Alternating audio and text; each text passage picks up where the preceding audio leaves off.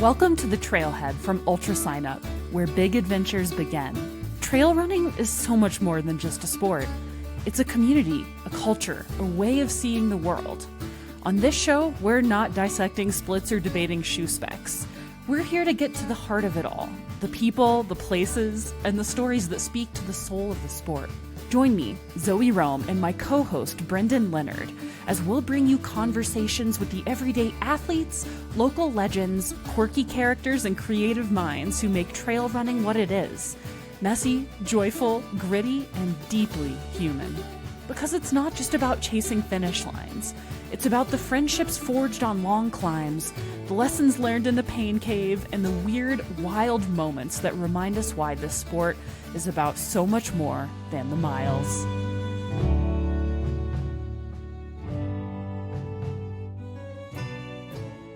Today on the Trailhead, we're joined by one of the most thoughtful voices in endurance sports journalism and writing, Alex Hutchinson. You probably know Alex from his outside column Sweat Science or from his best-selling book Endure, Mind, Body, and the Curiously Elastic Limits of Human Performance. Now, he's back with a new book, The Explorer's Gene, which dives into what drives people to push into the unknown and what that tells us about exploration, resilience, and maybe even a little bit about running. I'm so excited to have him on to talk about the spirit of exploration, the paradox of effort, and how runners can reconnect with play, purpose, and possibility in their training and maybe even lives. Great to have you, Alex. Thanks, Zoe. I really appreciate you having me on. So let's maybe start a little bit with your new book, The Explorer's Gene. What made you curious to write about that topic? Yeah, so there's a few different ways to answer that. One is, look, I was a kid who loved exploring, who grew into an adult who loved pretending that I was exploring, in the ways I travel, in the ways I order in restaurants or whatever. I always like to imagine I'm going someplace, no sane person has gone before. There was also a sort of meta career thing going on where I'd spent 10 years really focusing narrowly on the science of endurance. I had a book come out in 2018, Endure, which you pronounce the subtitle of so clearly and without flaw. Everyone always stumbles on Curiously Elastic. Anyway, that book was great, if I do say so myself. It was received well, and I was faced with this choice of am I going to be the science of endurance guy for the rest of my career, or do I pursue other things? This was what I wanted to do, and yet I found myself really drawn to the idea of actually I want to do something completely different. I don't even know what. I just know I want to do something different. And that really, I started to connect that to these other aspects of my wiring. And I wondered, am I weird? Is this the way we are? And if so, is this a bad thing, a good thing? And sooner or later, before I knew it, I was writing a book. It's a very meta, the career shift is a very meta thing to be doing while writing a book about explore versus exploit. Were you doing speaking gigs for Endure, along the lines of endurance? Yeah, absolutely. So Endure had a long tail. So I was still in this, and look, my job to this day, I write the Sweat Science column, which is focused on the science of endurance. And it's not that I'm sick of the science of endurance. It's just, it's do I want to eat the fettuccine Alfredo for the 9th consecutive day, or do I also want to have something else? And the meta element, I will say, the introduction to the book had a lot of this sort of Hamlet stuff of J. Alfred Prufrock, do I dare to write another column about the science of endurance? And my editor was look, you can have a paragraph in there about this, but no one wants to read a book where the first 20 pages are all I didn't know what I wanted to do, so I wrote this book. Yeah, or an entire book about I don't know what I want to do, yeah. Which happens a lot. To be the science of endurance guy or not to be the science of endurance guy. Yeah. Kudos for getting that T.S. Eliot reference in so Thank early, you. Thank too. you very I much. feel like you're right at home here. Yeah, everybody, we try to get that in the first 10 minutes of each podcast, so that's good. Otherwise, unspoken it would be a wasteland. Trailhead rule. Yeah. So, okay, sort of early on in the book, you outline the sort of the decision of explore versus exploit. Could you outline that for us and maybe touch on how you feel like that shows up for athletes or runners? Because you touch on how it sort of showed up in your career as being do I want to keep being endurance guy? But I also feel really excited to write about why we do this totally other thing. I want to zag. So can you sort of flesh that out for us? For sure, yeah. And so when I launched into this topic, I imagined that I would end up writing something about why exploring is wonderful, exploring's great, explore, we should all explore. And, pretty soon I realized, especially once I started to dig into the scientific literature, but also just common sense, it's actually exploring isn't always the best option. It's not always the most satisfying option. sometimes it makes a lot of sense to exploit the knowledge we already have. And exploit is a word that has some baggage, but in this context, we're not talking about like taking advantage of people, just exploiting the knowledge that you already have. Worth it for the assonance. Exactly. Yeah, exactly. You have to go with the alliteration. So the explore exploit dilemma is terminology that became popular in the early 90s in the business world. It's like, okay, if you're a company, do you want to exploit the product knowledge you already have by like spending money on marketing, or do you want to explore new horizons by spending money on R&D? And then, the key observation is you can't do both. Like both are good. You need to do both, but you can't maximize both at the same time. You have to be shifting your resources towards one or the other. And that, in the business world, the basic insight was that we tend to underinvest in exploration because you get quick feedback when you exploit. You spend money on marketing, whoa, our sales went up. Spend money on R&D, and it's like by the time you know whether that has had a good effect, the guy who made the decision has probably moved on to another job, and there's no quick feedback. So anyway, the common way of illustrating it just in everyday life is you go to a restaurant and do you order the dish you had before, which you liked, or do you try something different, which might be better but might be worse? And once you start thinking about it that way, you see these dilemmas really everywhere in life. It's actually very hard to unsee it. Just everything you do, like, oh, it's an explore exploit dilemma. And so that includes in the sport context. And one of the examples I used in the book was like training decisions. We, know some things that have gotten people to the top of the Olympic podium or to top of any podium. So do we just keep always doing what the previous cycle's Olympic gold medalist did, or do we try something different? And there are some athletes like Niels van der Poel, the speed skater from Sweden, who won a couple of gold medals and set world records at the last Olympics, who just totally blew up the playbook and tried their own thing and succeeded. Which doesn't mean that all of us should blow up the playbook. But anyway, we do face these decisions when we train. It's like last year I did this and it worked. Do I dare try something different? Will it work or will it backfire? Yeah, I always feel like this comes up for me in terms of like trail and ultra running when it's like thinking about just like the variety of events, right? Like, do I want to do fast flat races or do I want to do mountain races? And like figuring out like, well, I feel like I have a strength here. Should I continue to hone my strength or should I roll the dice and keep trying other stuff to see if I have other strengths or other preferences that I haven't yet explored? Yeah, so I definitely have the same thing. Like I come from a middle distance background. I was a 1,500 meter miler through my 20s. And so it's like I can train for and do other things. I can run a marathon. I can go do mountain running. I can do some orienteering races. And then without any effort, I can go back and run a road 5K. And relatively speaking, I'll be better at that road 5K. So it's like, then you have to stop and think, well, what am I optimizing for? Because if I'm optimizing for getting on the age group podium, then I should do nothing but 5Ks for the rest of my life, because that's what my body was built to do. But then obviously you start to think, well, maybe I'm optimizing for something beyond just trying to get on the age group podium. Maybe I want to have fun. Maybe I want to do something different. And so then that leads to a more expansive, like maybe exploring for its own sake is fun, but then also maybe you realize, holy crap, like orienteering type races are really, really fun. And I should do more of those, even though I'm terrible at them and I get lost all the time and I'm just like the world's worst navigator. But that's maybe even more of a reason to get out there and do that kind of race. To take it down even further, Alex, you're still running. How often do you take a different route on your normal daily runs and just say, I'm going to take a left here and see? And how important is that or is it important for those of us who are also just runners? Check out this trail or, take a different route home. Does it go down that far for you, or are you kind of stuck? Do you kind of do the same thing? Yeah. So if I'm wearing my columnist pundit hat, like, of course, we should always explore, never get stuck in a rut, find the joy in the undiscovered byways in your neighborhood. Personally, though, I've actually never done a different run for the last 20 years. I do the same. Now, I live like a block from this beautiful, the Humber River in Toronto. There was a hurricane in 1954, the last time a hurricane came to Toronto. There was flooding, so they wiped out they got rid of all the housing in this river valley, and it's just parkland. You can go 20 miles in either direction. It's very hard for me to go somewhere else. And that's not entirely true. I meet friends a couple times a week where I'll go on other routes, and I can go north or south. So I do have two choices. And sometimes in the winter, it gets frozen over so badly that I take some street routes. But I do struggle with this, but it's like my route is so nice and so good.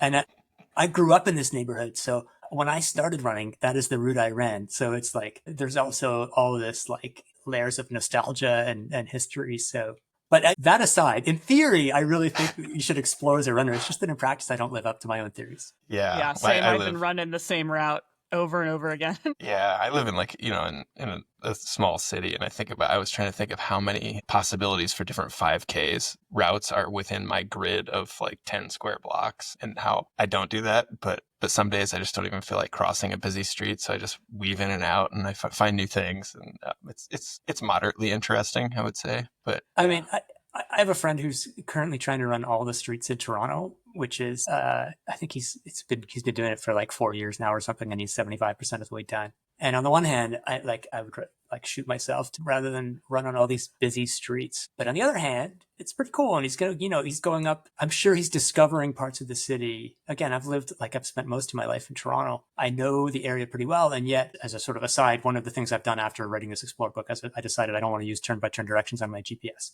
So now in the car, when I'm driving my kids to like a hockey game, I get lost. Sometimes, even though I know where I'm going, I get distracted. I miss a turn. And then it'll be like, what the hell? I'm like, half a mile from my house, and I'm going up the street. I've never seen this street before. Look at this street. This is amazing. And there's a spark of joy there. yeah, sorry kids, we're gonna be late. Dad's yeah. They don't need you for the first period. You'll come in for the second period. You're fine. Dad has to work on solidifying his amygdala. Your hockey game can wait. Exactly. Priorities. Yes. Priorities. So another thing that you touch on is sort of how important uncertainty is in terms of exploration and the uncertainty bonus. Can you explain what that is and why uncertainty can be helpful for humans? Like, why is uncertainty and discomfort so essential to meaningful exploration and experiences? Yeah. So, I mean, there's a question, which is, what are we fundamentally seeking when we explore? And what are we seeking in a lot of decisions we make, or a lot of the way we spend our time, the games we play, the races we run? And are we trying to get rich? Are we trying to, discover new things? And I think uncertainty really ends up being, if you sort of dig down deep enough, like, what are we looking for? But also, what are chipmunks looking for, and what are single-celled amoebas looking for? There's this idea in neuroscience that's called the free energy principle, which is ultimately that we're trying to minimize surprise, which it kind of sounds like, oh, then you don't want to explore if you're trying to minimize surprise. But the reason all life forms are trying to minimize surprise, this is what brains are designed to do, is so that you can survive, so that you're not going to be surprised by a tiger jumping out from behind a tree. But the way to minimize surprise is actually to be attracted to uncertainty.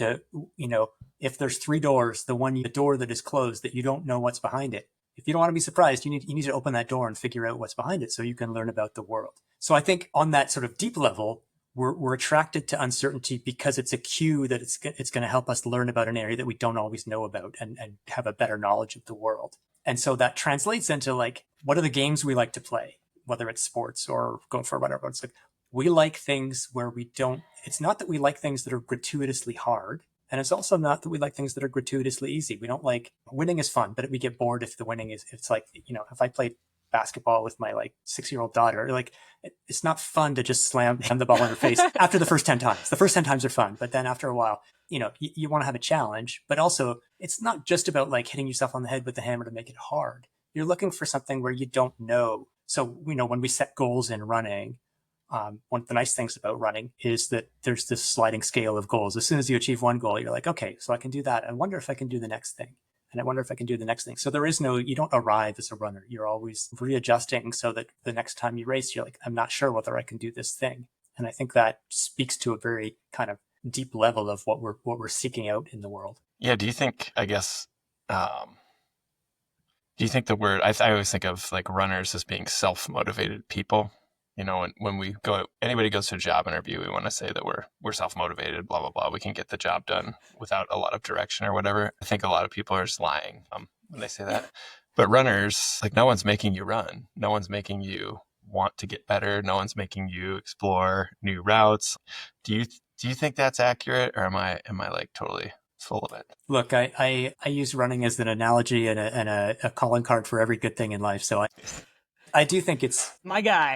Yeah, exactly. I think running is a practice that cultivates a lot of good traits and good habits. I mean, is it Sabrina Little? I think, have you guys interviewed Sabrina Little, if I recall correctly? Yeah. She might say it can also reinforce bad habits if you're not careful. But I think by and large, part of it is willpower, right? Part of it is like, I'm going to do this thing that I set out to do. But part of it is also like bigger things, like learning to structure your day or structure your environment such that you don't have to use your willpower every time. And so, like, I think for me, the when I was in high school or university, I was a runner, and so I had practice, and so I had to go to I had to go run, and everyone faces that.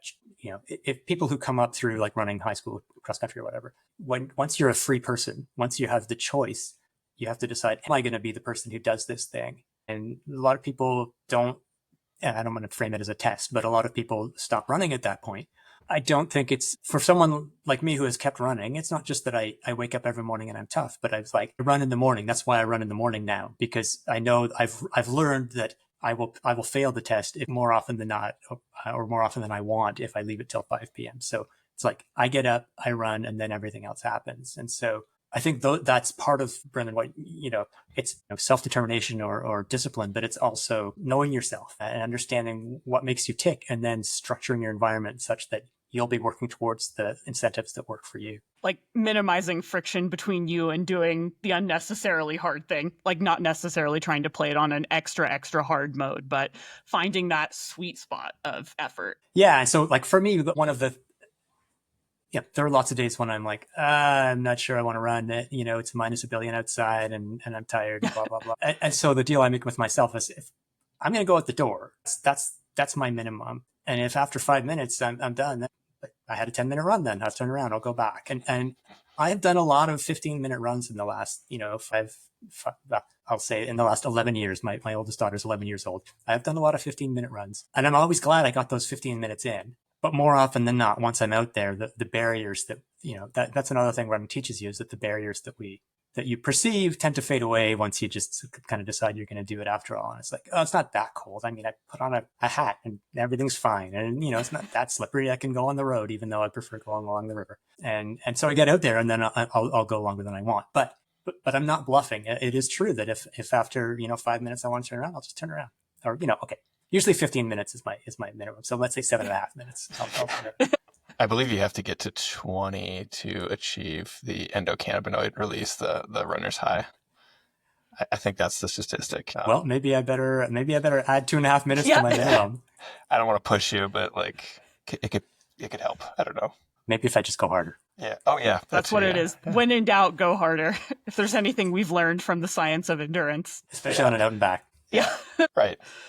That I don't want to take over all the questions, Zoe, but like, go for it. You mentioned your kids, and one of my favorite sections of the book, I was trying to talk to another friend yesterday who we were out with our toddlers. I have a almost 3-year-old and he has a 3-year-old. And I was saying, I just finished this book. And, some of my favorite sections were the sections about how kids learn, and how the later section of the book, and how I really ham-fistedly tried to explain it to him. And I was like, I don't know. It's basically like kind of leave him alone, and let him explore. I was wondering if you could speak more intelligently to it, just in case Mike is listening to this podcast and he doesn't have to deal with my summary of that section of the book. Okay, Mike, here's the scoop. Yeah. Brendan had it basically. I think that is what it boils down to, which is a little bit concerning, because then you're like, well, there are limits. It's not like I can't let my kids do whatever I want. But the principle here is the idea that, going back to this idea that we're attracted to uncertainty. And the reason we're attracted to uncertainty is not because we like being confused or anything like that, is because we're attracted to the idea of resolving uncertainty, of settling that uncertainty. So we're looking for a kind of sweet spot, like we were talking about earlier, of stuff that's not totally predictable, but not totally unintelligible, of uncertainty where there's the potential that if we pay attention to it, we're going to figure out what the pattern is and we're going to understand. And so what's amazing to me is that kids have a very finely honed ability to tune into this sweet spot. So even like, I think it's 8-month-old babies, you can show them like a sequence of shapes or a sequence of toys. And if it's totally repetitive, it's the same thing over and over, they get bored. You can track their attention by watching their gaze. So they'll look away if it's just like same thing over and over, boring. If it's totally just random, they'll also get bored because they can't figure out like what's coming next, because that's also boring. But if there's an intermediate level of uncertainty or of unpredictability, where it's like there's a pattern, but it's not totally obvious and you have to pay attention, that'll keep their gaze for the longest. That's at 8 months old. And so there's a sort of theory of play, which is that the way we play, it's a counterpart to exploring. When we explore, or we're looking for areas of uncertainty to resolve, when we play, we're actually we're making the rules of our game to create that uncertainty that we can then resolve. So you take your kid to the playground and they see the slide and it's like, wow, I wonder what it's like to go down that slide. Let's go slide down that slide. That's amazing. and they do that a few times. Then they've resolved the uncertainty. They know what it's like to go down that slide. It's no longer all that exciting or interesting to them. It's like, wow, I wonder what it would be like to go up that slide. So then they're trying to climb the slide and you're like, no, there's kids coming down. Get out of the way. What are you doing? But they are listening. They are better than we are at listening to like, no, we've already gone down the slide. Like, that's not interesting anymore. Let's do this new thing. So there's a guy, Mark Namdorf Andersen, who is a theorist of play in Denmark. And I was, Brendan, in the same spirit that you're asking this question, I was pounding him with questions about, okay, but I have kids, so tell me what to do. Like, how do I do this? And he was like, look, his principle was basically he tries to say yes. He tries to like that if a kid, I might have these ideas like, look, if you try sliding this down, you're going to learn about the laws of friction and, you're going to, ace grade 2 physics or whatever. But they have a much better intuition for what's interesting to them because that's telling them this is an area of uncertainty that's intelligible at their level, that they're going to learn something about the world. So even when the game looks to me to be like pointless, within limits, I'm trying to be more conscious about trying to not trying to impose my idea of what productive play is. Now, life isn't all play. I still make them shovel coal because that's very important. But when they're playing, I try to follow their lead, and it's hard. My God, it's hard. But at least that's the principle I'm trying to follow. Yeah, the structural integrity of your magnetile, the buildings that you're making. I'm not going to interfere here. You're going to find out. No, you need a truss. Like, come on. Yeah. Also, we just leave his bike helmet on at the playground a lot. I think that's really helpful for me, for my personal anxiety. Yeah, finding the balance between, your freedom, my mental health. Yeah. So they're both important. Man, if I could make any mid-career change, I would love to be a play theorist. I feel like I'm very involved in the applied sciences of play at this juncture in my That's career, important. But it'd be cool to be involved at the theory level as well. Totally. I loved reading those papers because it's filled with these little nuggets like climbing the slide where I'm like, yeah, I recognize that moment. But then it's also like got this high level like theory of life kind of vibe to it. Right. And there was a study where actually researchers just followed kids to determine how far children range, like what their range is. And they just had researchers follow kids around, which I think is such a delightful study. But I actually found the takeaway really interesting, which was sort of like that the inefficiency that's baked into play is really, really important. It actually, it reminds me of this essay that Kurt Vonnegut wrote about inefficiency and how he always goes out of his way to, or he went out of his way to mail letters to people. Like every day he would walk to the post office, handwrite a letter, stamp it, and like mail it because he really loved how much that inefficiency helped him think and like actually more genuinely connect with people and ideas. Could you speak a little bit to the importance of inefficiency and how that relates to play? Yeah, I would interject that Vonnegut also admitted he had a crush on the postal worker. Sorry, also, yes, like a little small. Okay, sorry. I'm sorry. No, it is interesting, and so one of my sort of mentors in the world of physiology is Michael Joyner, who's a physiologist at the Mayo Clinic. He was sort of the first guy to 30 something years ago posit the idea of a sub-2-hour marathon and stuff. He talks a lot about return on investment thinking. That this is the sort of what's killing exploration or what's killing creativity is the idea that we always have to calculate, what do we get out of this? Like, will the return be positive? So, similar to the mailman, actually I have a sort of ongoing tension in my life. Probably my wife won't listen to this podcast. So let me just say this. There's two ways of shopping for food, right? You go once a week or once every 2 weeks or whatever, and you fill up like a dump truck with everything you're possibly going to need, and then you put it in the deep freezer. Or you wander up the street once a day and you say, I wonder what I'd like for dinner tonight. Let's pop into the fish store. Let's head to the bakery. And option B is inefficient, right? It's super inefficient. It takes a lot more time, but I enjoy it. I find it gets me outside. I'm eating fresher food. Like, I can justify it in a lot of ways, but ultimately the way I'm enjoying it now is that I'm not getting, or the way I'm justifying it to myself now is that the point, what I'm trying to optimize here is not like just sort of injecting calories into my veins. Otherwise I could just hook myself up to an IV. It's like, I want to do what seems interesting to me, what gets outside, what gets me some surprises. And I think that's ultimately ties back to this idea of following what seems interesting to us, rather than, as Michael Joyner would say, thinking about return on investment. And that, not to digress, but if you were to ask me, why should we explore?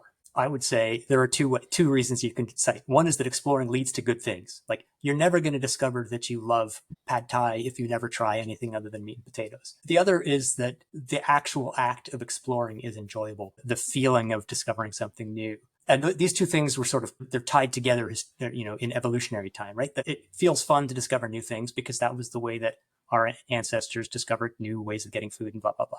And they're not always tied together now in the same way that it's like the taste of sugar tells us that, oh, there's calories, and so that's good. But we can't just rely on the taste of sugar to tell us what we should eat these days because the environment has changed too much. Where am I going? Let me sort of remember where I'm going. Where I'm going with this is that you can justify exploration as a means of getting good things, but I don't think that's like the most convincing rationale for me. For me, it's like there is a joy in discovering new things, and that's why I do it, regardless of whether it turns out to be an efficient way of using my resources. It's more like, this is an efficient way. If there's an efficiency, it's an efficient way of spending my days on Earth, as is feeling a sense of meaning and purpose and joy in wandering up the street and seeing what I'm going to get for dinner. Yeah. So it's just like inefficient or efficiency in service of a different end. I think that's such an interesting way to think about it. A much harder end to quantify. And yes. so, It's like, so I'm never sure I'm actually optimizing for the right thing, but that's what I'm sort of trying to think about. One of my favorite things I've seen about AI is like a tweet, or I forget which, it might have been on Blue Sky or Threads or whatever, wherever kids are hanging out these days. But the person said, the problem I have with all this AI being pushed down our throats is that people who are behind pushing it treat creativity as a problem to be solved, not an adventure to be had. And that sums up my entire feeling about it. Like, okay, that was great. You made a picture, but it wasn't very fun. Did you have any fun doing it? Like you're speaking about going to the grocery store all the time. And yeah. That's like 100%. And I have a lot of very smart friends who keep trying to, like, Alex, have you tried this AI thing or that AI thing? You can do this. It'll basically write your article for you. And it's like, but my goal isn't to have an article written. My goal is to write the article. Like, what I enjoy is writing the article, not like holding it in my hand and saying, this is the thing that I did. I mean, and that's that's a privileged thing to say, obviously. And like that I'm not writing articles for 10 cents a piece, in which case I have to do 18 a day in order to survive. But yeah, it's the enjoyment of doing it that is why I want to do it. And so making it 10 times as fast so that I don't even notice that I've done it, I'm not sure is a win. Yeah. So I also had a friend sort of plan their vacation using ChatGPT, and I was just appalled. I was listening, and I was trying to like not let my face betray me, but I was like, you outsourced the fun part. So that is basically the antithesis of everything I would recommend, because it's like, at least, based on my status as an exploring expert, he wrote a whole book on exploring. It's like, the whole point is to try and ask yourself, what do you find interesting? Because it'll be different for everybody, right? Like, it's not that everyone has to do the same thing. I do fairly kind of gratuitously hard backcountry trips, and I understand that's not everyone's cup of tea, but I'm following what seems fun to me. I'm not doing it because for a given, ChatGPT could not predict. I don't understand why I find it fun, but that's what I want to do. And so if you're planning a vacation, the whole point is your brain has this sense of what it would find interesting and intriguing that and it will draw you towards that. And if you don't listen to that, if you're just following the algorithm, that seems sad. Yeah. I kind of think like there's a lot of things in this book that like basically say that exploring and these inefficiencies are what makes us human, and to skip that part makes us less human. If the subtitle "How X Makes Us Human" hadn't been used before, that's what it would have been. That definitely would have been the subtitle of my book. Yeah. 5 million I feel times. like every editor kind of secretly wants that to be the like after the colon of every single book. I was hoping that's the unspoken part that's supposed to just come to your mind. The subtext. Yeah. I think that brings me to another point that resonated with me as a person who, I'm a writer and an ultra runner. Something in my brain really likes to do things the hard way. Like, that's the thing that like where I find the satisfaction, right? It's like not in like queuing ChatGPT to write my article, but actually like the doing it. Or like, you could hand me a belt buckle saying I ran a race, but what I actually like is doing the race. Could you explain what the effort paradox is and why working hard in service of something, how that changes our relationship to the thing? Yeah, and I think this is the bridge between exploring and endurance activities. This is what really connects them, is this idea of doing something. Because when we explore, by definition, excuse me, But by definition, exploring is taking on uncertainty, taking on risk, basically doing things the hard way. If it was the easy way, it wouldn't be exploring. If you're doing the thing that seems like it's the logical thing. And running, of course, is, especially ultras, is also doing things the hard way. So the question is, why are we willing to do things that are hard? And one way to think of it is the hardness, the difficulty is the price we're willing to pay. It's like climbing this mountain is going to be really hard, but boy, is the view going to be great when we get there. So I'm willing to put up with the difficulty to get to the top. But what the effort paradox says, and the effort paradox is this idea in psychology. It's been around for about a decade. It says that actually sometimes we value things not in spite of the fact they're hard, but because they're hard. If we said, actually, you're climbing this mountain, but there's an escalator on the other side, you could take an escalator to the top and see the same view. In a lot of contexts, we would say, no, that's missing the point. That's like using ChatGPT to write your article. You're missing the part that's enjoyable. I don't want to be at the top of the mountain. I want to have climbed the mountain. There are a billion beautiful views that you could drive to, but we seek out views that, or at least some of us in some contexts seek out views that we have to work to get to. And it's the work that we value. It's not the work that we're willing to put up with, but that's what gives it value. And there's you can then broaden this to say, like, not just why do we climb mountains or why do we run ultras, but why do we order furniture from IKEA, whatever. And there's all this research showing that having struggled with, the pictograms and the Allen keys and all these things, we actually tend to value that furniture more highly. If you're asked to sell a piece of furniture, if you put it together yourself, you'll ask for a higher price than if you got the same piece of furniture pre-assembled. And so there's a lot of work that then tries to understand, why do we have this effort paradox? Why do we value things that are hard, which is contrary to what economic theory would say, which is that effort subtracts from the value of something. And the best answer from my perspective, at least the one that I think is backed by some evidence, is that we find hard things meaningful. Things like having kids or whatever, which are challenging, also tend to be the most meaningful things in our lives. And so if you find difficult challenges meaningful, you will tend to do hard things, be more successful, earn more money, be happier, have a greater sense of meaning in your life. It's all these things. It's like, check, check, check. Wow, these are the things that I want. So it really validates to me the idea that it's not totally irrational to want to go out and run a very long. Not to dip into politics, but sometimes I wonder how different our country would be down south here. If some people actually had to move a couch with a friend, or change a diaper, or go and buy food and cook it for themselves. No, maybe things would be a little different. I think there is something purifying and clarifying about struggling with something and sometimes finding something that's too hard for you to do and you need to ask someone else to help you to do it. Yes, or instead of paying them or dominating them into helping you.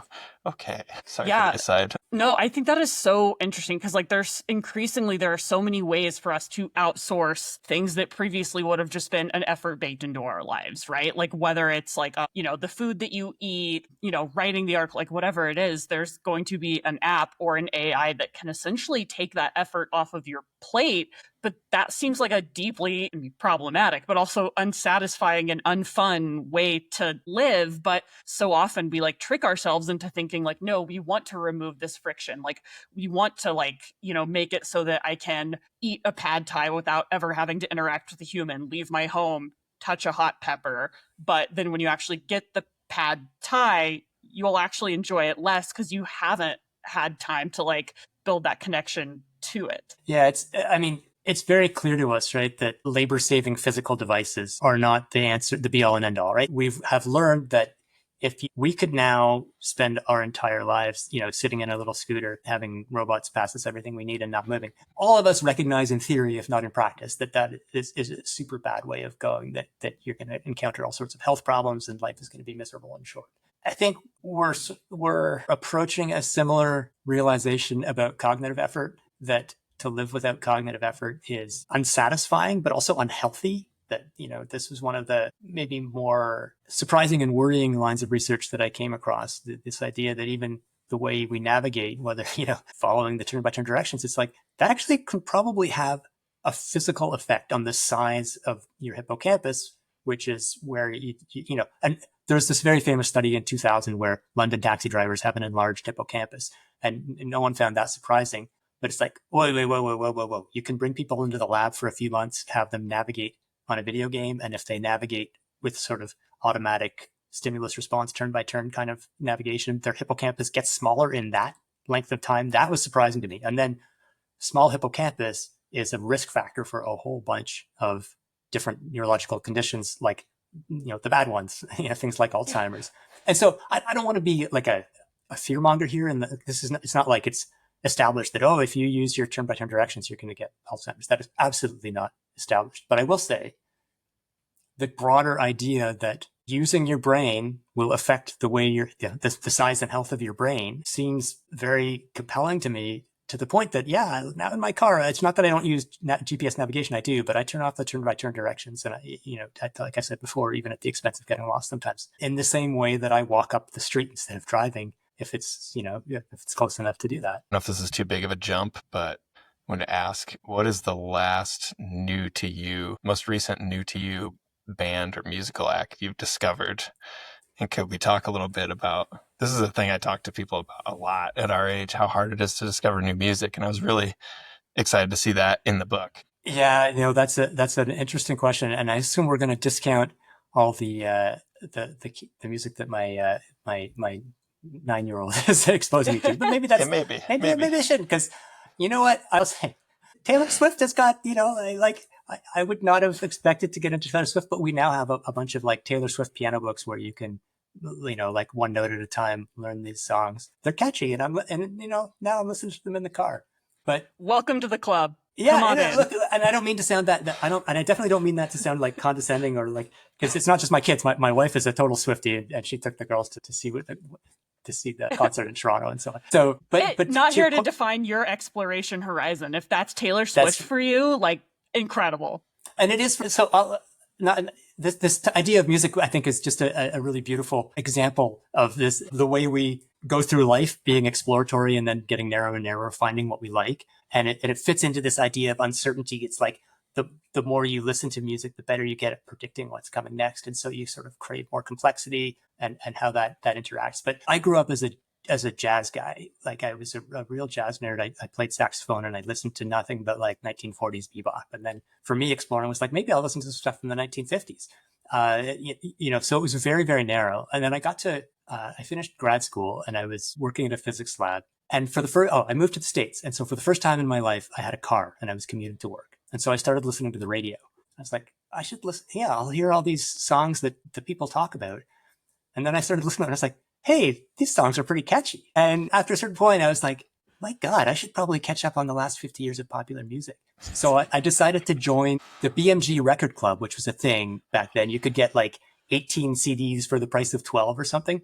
So I circulated among all my friends at the lab. I said, guys, I'm going to be kind of catching up on the last 50 years. Tell me the 3 essential albums I should get. And then I sort of pooled all the results, and I ended up, I was getting like the Rolling Stones, the Beatles, Madonna, Fleetwood Mac, The Doors, Stevie Wonder. And it was amazing. Like, discovering that period of discovery was so much fun, because, I was curating like the greatest music of the last 50 years. And so I'm discovering a lot of it for the first time, or I'm like, I remember hearing this at a school dance or something, but I actually never really heard it. So sorry, that's a long-winded answer, all of which is to say I'm actually doing really badly at discovering new music these days. But it is a real, like, an illustration of the ways in which we get into ruts as we get older, and not we don't have to. Like, there's no reason I can't go listen to new music. But there's data that says you won't, I guess. And I'm living it out. And especially like I have Apple Music now on my phone, and so sometimes I use the playlist there. I'll just do like the pure jazz playlist or the piano bar playlist, and every once in a while I'll hear a song that's like, whoa, this is good. And I'll download the album. But none of them have really caught on with me for long. And I kind of miss the death of radio is interesting to me, that I try and listen to radio in the car, but I don't drive a ton, because that was when I was really being forced. Like, I didn't have anything else to do. So I was listening. No, it wasn't just background music, and it was totally sort of not of my own free will what was being fed to me within the confines of whatever station I tuned to. Yeah. So in the past year, I had a little bit of an algorithm crisis and realized how much of what I was exposed to in the course of my life was determined by an algorithm designed to limit how much exploration I did, right? It was meant to just like regurgitate my like not always great tastes right back at me and to like sand off basically like any interesting corners of things. So for 6 months, I tried to live without any algorithms in terms of like Wow. identifying music and movies. And so there's only like one, the Criterion channel is the only way to stream movies, sans algorithm. It's all still human curated, or like going to theaters, couldn't listen to anything in Spotify, tried to just listen to NPR playlists that they published. And it was harder to find stuff, but when I found stuff, I enjoyed it so much more because it actually had that element of like uncertainty or surprise, or like still felt like had some remnant of human experience baked into it, as opposed to sort of just like the, oh, if you like this, then you'll maybe like this, and who cares if you don't, because we kind of want you to hear it anyway, sort of algorithms. And how much of like, again, like, yes, as we age, we're less predisposed to like seek out and like innovate on our tastes, but also the way that technology is progressing, we're outsourcing even more of that work to algorithms that aren't incentivized by uncertainty, that are incentivized by certainty. And I think that was something that, I mean, kind of scared me. And I was curious to hear in your book how people have started to bake in uncertainty into algorithms, particularly around identifying new routes to places, because I'd be curious if there are ways that we can continue to add in that uncertainty bonus in different ways in life. Like, how do we continue to incentivize exploration as people? Yeah, well, first of all, that sounds like an amazing experiment. Highly recommend. It takes effort though, right? Like that's not just something you just sort of say, oh yeah, and when I have 2 minutes extra, I'm going to, like, you have to really do that thoughtfully. And, you know, when I was looking into this idea of like algorithms killing experimentation, there are lots of people who have thought about this, and there are a lot of apps that have been created where it's like an alternate navigation app where, yeah, we'll take you there, but we're not going to take you the most direct route. We're going to take you this slightly different route. Or, you know, we'll take you somewhere near there. We'll take you to a different coffee shop. And this is another one of those places where it's like, I love the theory, but in practice, I'm not there. Efficiency is not nothing to me, right? So it's like, no, I need to get there now. I need to pick up my kid. You know, I need to get to this playoff hockey game for my kids. So I don't think any of those, there's this whole, I can't remember, there's this society, it's called the Flanners or something. It's like their whole idea is like wandering aimlessly. These are at the fringe, I don't want to be dismissive, but these are at the margins. Like, this is not stuff that catches on because it requires, like, you really got to jump in with both feet. So how do we, for those of us who still, you know, need to make it in time to the hockey game, you know, I don't know I have trouble with the idea of saying, well, I'm going to use a different algorithm. It's still an algorithm, but it's going to inject random uncertainty. This is like one of the distinctions in the books between like random uncertainty and there's ways of exploring where it's like you go towards the greatest uncertainty, or you're just like, yeah, 10% of the time I'm just going to totally flip a coin and I'm going to order, like, I'm going to close my eyes and put my finger down on the menu and just order what I get.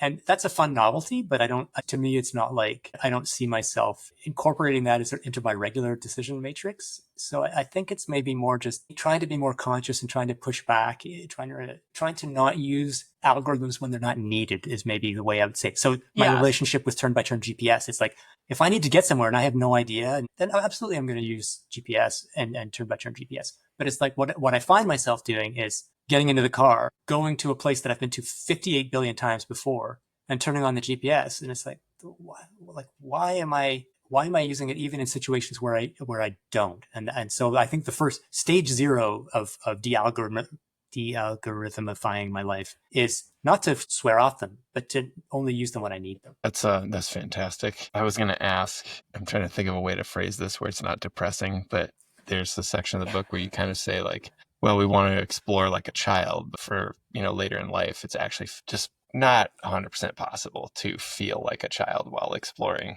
Am I getting that right? And B, could you kind of elaborate on that a little bit? Yeah. One of the questions I asked to like virtually every scientist I spoke to was like, so there's this natural trend as we get older of exploring less. And it's totally rational in a like computer science perspective. It's like, if you have a long time horizon in front of you, exploring is total. It makes a lot of sense because you have a lot of time to take advantage of whatever new things you discover. As your time horizon shrinks, it's like, well, who cares if you discover something new? You've only got 2 weeks left to take advantage of it. And so in the mathematical sense, there's this logical trend. And so I could ask, like, so I see that it makes sense that I should be exploring less now than when I was a kid. Should I be pushing against that? Should I be trying to buck that trend? And people were more hesitant to endorse that than I thought. Some of the scientists were just like, look, we don't make the rules. We just describe them. Like, I'm just telling you what happens. I'm not telling you what you should do.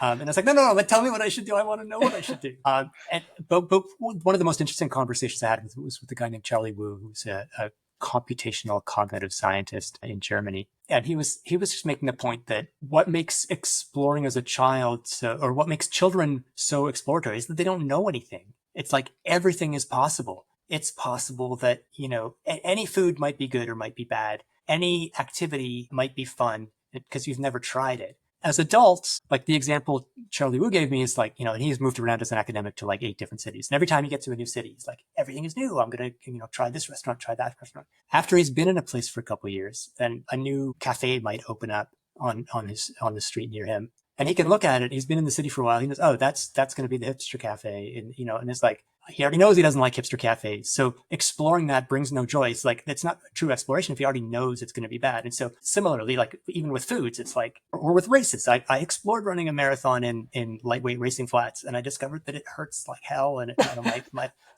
I'm happy going back to my 5Ks in this, even though that's less exploratory. I'm not interested in like a road marathon at this point. That to me is uninteresting. And so I'm less exploratory, but it's because I've explored it before. And you can't, the sort of neuroscience analogy is you start out with this brain that has all the neurons are just massively interconnected. And as time goes on, you prune these connections into the pathways you want to use over and over again. There's no rewind button. You can't just sort of go back to that state where every neuron is connected to every other neuron. That is depressing. I agree, Brendan. I don't think it needs to be as depressing as it struck me as depressing at first too, but it's like, there's still plenty of scope to explore within the world is still very big, even if you eliminate all the foods that I don't like, that I know I don't like. And I think on balance, probably people tend to become more constrained than they need to. So even within what's logical and safe for a person in the prime of their lives like myself, there's still room to explore more. And there's, when you look at studies of exploratory behavior in people, there's one in particular that found about 20% of older adults basically don't explore at all. They've become completely averse to that feeling of like, I don't know what's going to happen. And that I think is something to really watch out for, to really like, I would imagine that that's going to have negative effects, both health-wise, but also on like quality of life and enjoyment and stuff like that. So look, we're never going to be kids again, but we can feel like kids within and there's nothing like having a 3-year-old to open your eyes to the possibility, oh, maybe it would be fun to do this completely random, weird thing and to sit there and do it for a while. So this book was, one last question to sort of bring things full circle, potentially. This book was sort of born out of a desire to be like, what if I'm not just the endurance guy? But there's definitely some threads that lead you right back into looking at the science of endurance. I'm curious how you feel like this book, The Explorer's Gene, is in conversation with like the other like long aspect of your career, which is the science of endurance and human limits. Yeah, it's one thing I'll say is that I feel a lot more excited about the idea of writing about new studies in the science of endurance than I did 5 years ago. And I think part of that is when you get on one track, it's natural to wonder what is outside the boundaries of this track that I'm on. And so I spent a good 5 years exploring, as it were. It was really interesting. It was actually a lot more challenging than I thought. Like, it was a reminder that one of the nice things about exploiting, about sticking with what you've been doing, is that you have a lot of knowledge. So I had in the science of endurance, I know stuff that I didn't know 10 years ago. It's like I have a big background of knowledge. I know people who will help me understand new things. When I switched to when I was digging into this other area of exploring, I on a practical level, I found people weren't returning my calls. And I was like, you got to talk to me. I'm a journalist. And it's like, no, they don't have to. They don't know who I am. They don't care who I am. And so it gave me a new appreciation for the joys of exploiting a big body of work, a decade's worth of work that I've put in. So it doesn't mean that I only want to do that. I think it sort of reinforced for me that I really like. So when I started out as a journalist, I just wanted to pay the bills, right? So I was going to like accounting conferences, writing about music and philosophy, which was a pleasure, but I was doing, whatever it took. And even the stuff like going to accounting conferences and writing for accounting news magazines. It's like, wow, I'm learning something pretty cool about forensic accounting, and there was a fun in taking on random assignments. So I'm back to being happy about being the science of endurance guy, but I'm also doubly committed to not just being that. So I just did an assignment for Canadian Geographic magazine on a upcoming mission to Venus to measure the clouds of Venus. And it's like, is that leveraging my knowledge? Not really. I couldn't even remember which planet Venus was, to be honest, but it's like, now I know a bunch about Venus, and I know a bunch about the clouds of Venus, and it may never be useful, but it was fun in that moment. And so I really I'm kind of resolved to take that on. But I do think, it's hard to forecast too far into the future, but the science of endurance, I think I'm happy to keep doing that for as long as I can forecast. Any final questions, Brendan? Anything from you? I just want to recommend to both of you KEXP as a radio station / cultural juggernaut. Yeah. Shout out to Seattle. Analog Radio. They're doing the work for us. Yep. Live performances on YouTube. Yeah. I mean, I don't know. I'm not trying to tell you how to live your life, but If you're compelled by any of the arguments you heard here today, if you want your hippocampus to not shrink to the size of a pea, check out KEXP. Yeah. That's a pretty good slogan. It even rhymes. Yeah, exactly. No, thanks for being on, Alex. This has been great. I was a big fan of Endure and loved reading. I actually took this book. I was on a Grand Canyon writing workshop I teach last week, so I was getting through the book, and so it's filled with sand, which I thought was quite relevant. So. That's the perfect place to read it, and also the perfect detritus to have it between the pages. Yeah, it's bad, but it worked. It was great. It was an awesome read, and I'm so excited to have you on the show. Thanks, guys. Thanks so much for joining us. Super fun conversation. I really appreciate the opportunity to bounce all these ideas around.